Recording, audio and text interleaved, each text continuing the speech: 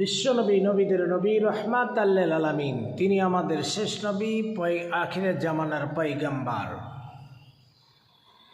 কোরআন আল্লাহ তাআলার বাণী। কোরআনের ব্যাখ্যা হচ্ছে হাদিস। হাদিস শব্দের অর্থ কথা বা বাণী, কাজ, কর্ম, মন ও সম্মতি জ্ঞাপন। আল্লাহ রাসূল যা করেছেন এইটিকে বলা হচ্ছে হাদিস।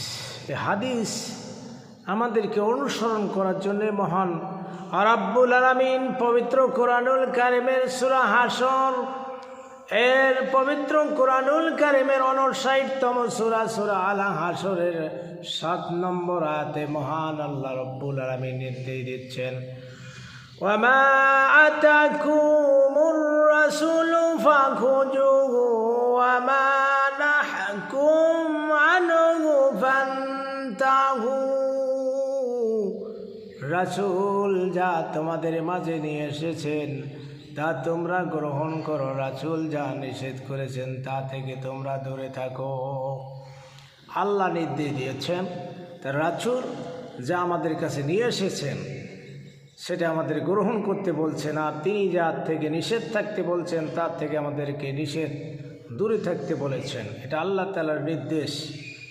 অনুসরণ করা, অনুকরণ করা, স্মরণ করে চলতে হবে। আল্লাহ রাব্বুল আলামিন তার হাবিবের একমাত্র অনুসরণ করার জন্য আল্লাহ রাব্বুল আলামিন নির্দেশনা দিয়েছেন।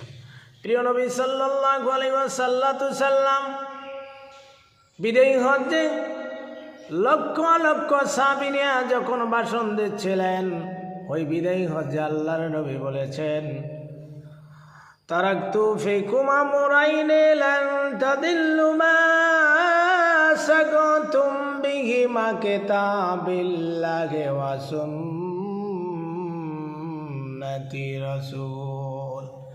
আল্লাহর নবী ওই বিদায়ী হজ্জে সকল সাহাবীদের, দুনিয়াবাসীদের প্রতি উদ্দেশ্য করে বললেন, আল্লাহ রাব্বুল আলামিনের হাবিব বলেন, আমি তোমাদের মাঝে দুটি জিনিস রেখে যাচ্ছি। একটা হলো আল্লাহ রাব্বুল আলামিনের কিতাব, আর একটা আমার আদর্শ বা হাদিস। এই দুইটা যদি তোমরা আঁকড়ে ধরতে পারো, কিয়ামত পর্যন্ত তোমরা পথভ্রষ্ট হবে না। আল্লাহর নবী নির্দেশ দিয়েছেন, এই দুইটা যদি আমরা আঁকড়ে ধরতে পারি, একটা হলো আল্লাহর কিতাব আর বিশ্বনবী সাল্লাল্লাহু আলাইহি ওয়াসাল্লাম আদর্শ বা সুন্নাহ, যেটাকে হাদিস আমরা বলি, এই দুটো আমরা আঁকড়ে ধরতে পারলেই, ঠিকভাবে অনুসরণ করতে পারলেই কিয়ামত পর্যন্ত আমরা পথভ্রষ্ট হব না। কিন্তু আমরা আজ আল্লাহর কিতাব এবং বিশ্বনবী সাল্লাল্লাহু আলাইহি সাল্লামের আদর্শ থেকে দূরে। আল্লাহ রাব্বুল আলামিন সকলকে আল্লাহ রাব্বুল আলামিনের আল কুরআন এবং বিশ্বনবী সাল্লাল্লাহু আলাইহি সাল্লামের হাদিস অনুসরণ করার আমাদের সকলকে তৌফিক দান করুক। সকলে বলে আমিন।